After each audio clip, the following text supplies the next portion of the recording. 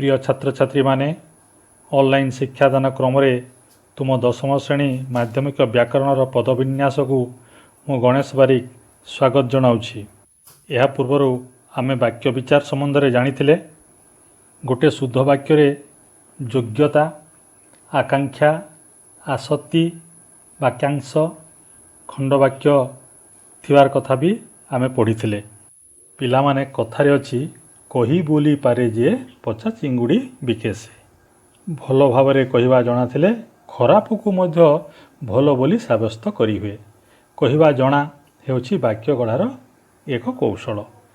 तेबे शुद्ध वाक्य गढ़ाक हेले केतोटी विषय प्रति यत्नशील होगाकू पड़िबो से गुड़ी को वाक्यर पदविन्यास कहा जाए। तेबे आस वर्तमान आमे देखिबा क्यों क्यों विषय प्रति यत्नशील हेबा। बिंदु 1 वाक्य आरंभ रे कर्ता और शेष रे क्रियापद रहे। एक उदाहरण देखिबा रामचंद्र रावण को वध करथिले। ए वाक्य रे रामचंद्र होउछथि कर्ता एवं वध करथिले होउछि क्रिया। एथिरु तुमे कोन जानलो वाक्य आरंभ रे कर्ता और वाक्य शेष रे क्रियापद रहिछि। अन्य एक उदाहरण देखिबा चिन्मय कटक गला। एठारे चिन्मय होउछि कर्ता गला होउछि क्रिया। बिंदु 2 क्रिया सकर्मक होइतिले कर्मपदटी क्रिया पूर्वरु बसे। गोटे उदाहरण देखिबा अक्ष गोटे भल गीत गाइले। एठारे अक्ष कर्ता गीत कर्म गाइले क्रिया। एठारे गाइले क्रिया पूर्वरु गीत कर्म बसिछि। पिला माने क्रियार अनेक गुड़े रूप अच्छी। एठारे होछि सकर्मक क्रिया अर्थात कर्मयुक्त क्रिया। कर्म है गीत गाइले होछि सकर्मक क्रिया। से भली अकर्मक क्रिया मध्य अछि। आमे गोटे उदाहरण देखिबा गाई चरुछि। गाई कर्ता चरुछि क्रिया एठी कर्म नाही। बिंदु 3 द्विकर्मक क्रियार गौण कर्म परे मुख्य कर्म व्यवहार करा जाए। आस एक उदाहरण देखिबा पंडित शिष्य माननकु उपदेश देले।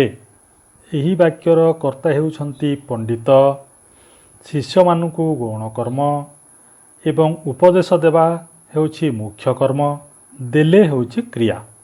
एठारे कोन देखिले ना गौण कर्म परे मुख्य कर्म व्यवहार होइछि। सेहीपरि आमे आउ एक उदाहरण नबा शिक्षक छात्रों को प्रश्न पचारिले।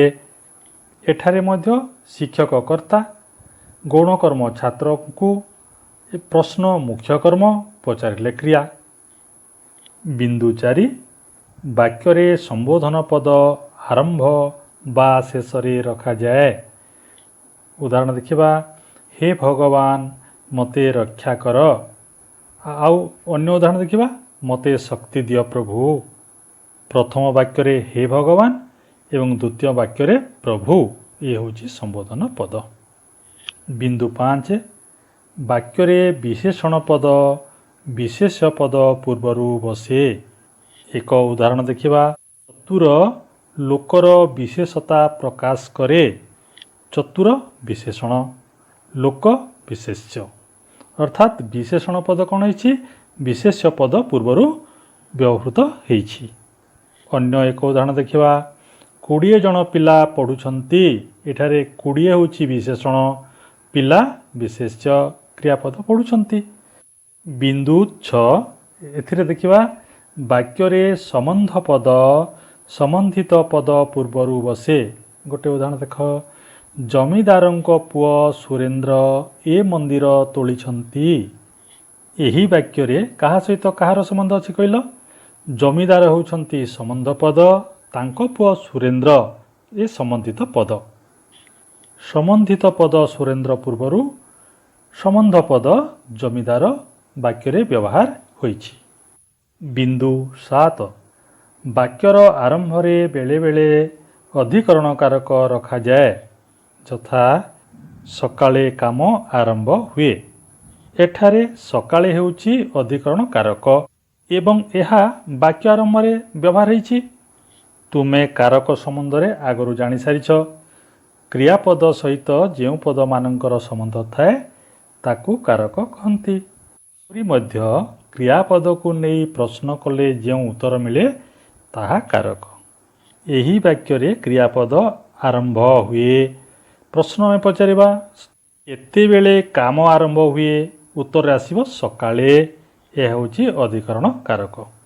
ଅନ୍ୟ ଏକ ଉଦାହରଣ ଦେଖିବା, ସନ୍ଧ୍ୟାରେ ଦିନେଶର ଜନ୍ମଦିବସ ପାଳିତ ହେଲା।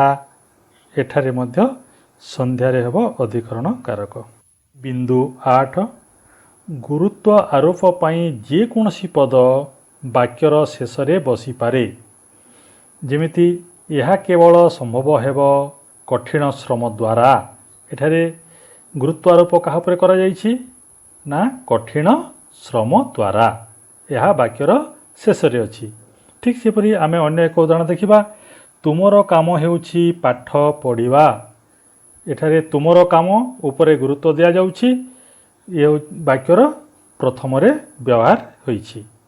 ବିନ୍ଦୁ 9, ବାକ୍ୟରେ ପଦାନ୍ୱୟୀ ଅବ୍ୟୟ ସମ୍ବନ୍ଧିତ ପଦର ପରେ ବ୍ୟବହୃତ ହୁଏ।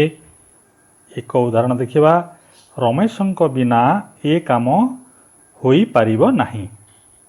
ଏହି ବାକ୍ୟରେ ଅବ୍ୟୟ ପଦ ବିନା ଏବଂ ସେ କାହାକୁ ଅନୁସରଣ କରୁଛି? ରମେଶଙ୍କୁ। ଅର୍ଥାତ୍ ରମେଶ ହେଲେ ସମ୍ବନ୍ଧିତ ପଦ ଏବଂ ଅବ୍ୟୟ ପଦ ହେଉଛି ବିନା। ଏହା ରମେଶଙ୍କ ପରେ ଅର୍ଥାତ୍ ସମ୍ବନ୍ଧିତ ପରେ ବ୍ୟବହାର ହୋଇଅଛି। ଅନ୍ୟ ଏକ ଉଦାହରଣ ଦେଖିବା, ବାଇମୁଣ୍ଡି ଦ୍ୱାରା କାଠ ଯୋଡ଼ି ପଥର ବନ୍ଧ ନିର୍ମାଣ ହୋଇଥିଲା। ଏହି ବାକ୍ୟରେ ଦ୍ୱାରା ଅବ୍ୟୟ ଏବଂ ସମ୍ବନ୍ଧିତ ପଦ ହେଉଛି ବାଇମୁଣ୍ଡି। ବିନ୍ଦୁ 10, ବାକ୍ୟରେ ବିଭିନ୍ନ ବ୍ୟକ୍ତିଙ୍କ ସମ୍ବନ୍ଧ ବୁଝାଇବାକୁ ହେଲେ ପ୍ରତ୍ୟେକ ସମ୍ବନ୍ଧ ପଦ ବିଭକ୍ତିଯୁକ୍ତ ହୁଏ। ଯେପରି ବାପା ଜେଜେଙ୍କର ଓ ଜେଜେମାଙ୍କର ଯତ୍ନ ନିଅନ୍ତି। ବାକ୍ୟରେ ବାପାଙ୍କର କାହା ସହିତ ସମ୍ବନ୍ଧ ରହୁଛି? ଜେଜେ ଏବଂ ଜେଜେମା। ଏହି ଜେଜେ ପାଖରେ ଜେଜେଙ୍କର ଷଷ୍ଠୀ ବ୍ୟକ୍ତିର ଚିହ୍ନ ଅଛି ଏବଂ ଜେଜେମା ପାଖରେ ମାଙ୍କର ଏଠି ମଧ୍ୟ ଷଷ୍ଠୀ ବ୍ୟକ୍ତିର ଚିହ୍ନ ବ୍ୟବହାର ହୋଇଛି। ଅନ୍ୟ ଏକ ଉଦାହରଣ ଦେଖିବା, ମା ପଣ୍ଡିତଙ୍କୁ ଓ ଭିକାରୀକୁ ଟଙ୍କା ଦେଲେ। ଏହି ବାକ୍ୟରେ ମା ସହିତ ପଣ୍ଡିତ ଏବଂ ଭିକାରୀର ସମ୍ବନ୍ଧ ଅଛି। ତେଣୁ ପଣ୍ଡିତଙ୍କୁ ଭିକାରୀକୁ ଦାନ ଅର୍ଥରେ ଚତୁର୍ଥୀ ବିଭକ୍ତିର ଚିହ୍ନ ହୋଇଛି। ବିନ୍ଦୁ 11, ବାକ୍ୟରେ ନାହିଁ ନାହିଁ ସଂଯୁକ୍ତ ପଦ କ୍ରିୟାପଦ ପରେ ଓ ନ କ୍ରିୟାପଦ ପୂର୍ବରୁ ବସେ। ଆଦିତ୍ୟ କଟକ ଗଲା ନାହିଁ। ଏହି ବାକ୍ୟରେ ଗଲା କ୍ରିୟାପଦ, ନାହିଁ ସଂଯୁକ୍ତ ପଦ। ତାହେଲେ କ'ଣ ହୋଇଛି? କ୍ରିୟାପଦ ପରେ ସଂଯୁକ୍ତ ପଦ ବ୍ୟବହାର ହୋଇଛି। ଅନ୍ୟ ଏକ ଉଦାହରଣ, କାଲି ତୁମେ ଘରେ ନଥିଲ। ଏଠାରେ ନ କ୍ରିୟାପଦ ଥିଲ ପୂର୍ବରୁ ବ୍ୟବହାର ହୋଇଛି। ବିନ୍ଦୁ 12, ବାକ୍ୟରେ କରଣ, ସମ୍ପ୍ରଦାନ, ଅପାଦାନ, ଅଧିକରଣ କାରକ ପଦ କର୍ମ ପରେ ବା ପୂର୍ବରୁ ବ୍ୟବହୃତ ହୁଏ। କେତେକ ଉଦାହରଣ ଦେଖିବା। କ ବାକ୍ୟରେ ଦେଖିବା, ରାଘବ ସୁଦାମାକୁ ବେତରେ ପିଟିଲେ। ଏଠାରେ ବେତରେ କରଣ କାରକ ହୋଇଛି। ସେହିପରି ରାଘବ ବେତରେ ସୁଦାମାକୁ ପିଟିଲେ। ବାକ୍ୟ ଖରେ ଦେଖିବା, ବାପା ଗୋପାଳକୁ ବହିଟିଏ ଦେଲେ। ବାପା ବହିଟିଏ ଗୋପାଳକୁ ଦେଲେ। ଗୋପାଳକୁ ଏହା ସମ୍ପ୍ରଦାନ କାରକ ହୋଇଛି। ଗରେ ଦେଖିବା, ନରେଶ ବ୍ୟବସାୟରୁ ବହୁତ ରୋଜଗାର କରୁଛି। ନରେଶ ବହୁତ ରୋଜଗାର ବ୍ୟବସାୟରୁ କରୁଛି। ଏଠାରେ ବ୍ୟବସାୟରୁ ପଞ୍ଚମ ବିଭକ୍ତିର ଚିହ୍ନ ଅଛି, ଅପାଦାନ କାରକ ହେବ। ଠିକ୍ ସେହିପରି ଘ ବାକ୍ୟରେ ଦେଖିବା, ମିତା ଶିକ୍ଷକଙ୍କୁ ଘରେ ଦେଖା କଲେ। ମିତା ଘରେ ଶିକ୍ଷକଙ୍କୁ ଦେଖା କଲେ। ଏଠାରେ ଘରେ ଅଧିକରଣ କାରକ ହୋଇଛି। ପିଲାମାନେ, ବର୍ତ୍ତମାନ ଆମେ ପ୍ରଶ୍ନାବଳୀ ସମ୍ବନ୍ଧରେ ଆଲୋଚନା କରିବା। ପ୍ରଶ୍ନ 1ରେ ଦିଆଯାଇଛି, ସମ୍ବୋଧନ ପଦ ବାକ୍ୟର କେଉଁଠି ବସେ? ଉଦାହରଣ ସହ ବୁଝାଅ। ଉତ୍ତରରେ ଆସିବ, ସମ୍ବୋଧନ ପଦ ବାକ୍ୟର ଆରମ୍ଭ ବା ଶେଷରେ ବସେ। ଯେମିତି ହେ ମାତା, ମୁଁ ପବନ ପୁତ୍ର ହନୁମାନ କହୁଛି। ଦ୍ୱିତୀୟ ପ୍ରଶ୍ନ, ବାକ୍ୟରେ ନାହିଁ ଓ ନ କେଉଁଠାରେ ରହିବା ଉଚିତ? ନାହିଁ କ୍ରିୟାପଦ ପରେ ଓ ନ କ୍ରିୟାପଦ ପୂର୍ବରୁ ରହିବା ଉଚିତ। ପ୍ରଶ୍ନ 3, ବାକ୍ୟରେ ସମାପିକା କ୍ରିୟା କେଉଁଠାରେ ବସାଯାଏ? ଉଦାହରଣ ସହ ଲେଖ। ଉତ୍ତର ଆସିବ ବାକ୍ୟରେ ସମାପିକା କ୍ରିୟା ବାକ୍ୟ ଶେଷରେ ବସେ। ଯଥା କୃଷ୍ଣ କଂସକୁ ବଧ କରିଥିଲେ। ପ୍ରଶ୍ନ 4, ସମ୍ବନ୍ଧ ପଦ ବାକ୍ୟର କେଉଁଠି ରଖାଯାଏ? ଉତ୍ତର ହେଲା ବାକ୍ୟରେ ସମ୍ବନ୍ଧ ପଦ ସମ୍ବନ୍ଧିତ ପଦ ପୂର୍ବରୁ ବସେ। ଯଥା କୃଷ୍ଣଙ୍କ ସଖା ସୁଦାମା ଦ୍ୱାରକା ଗଲେ।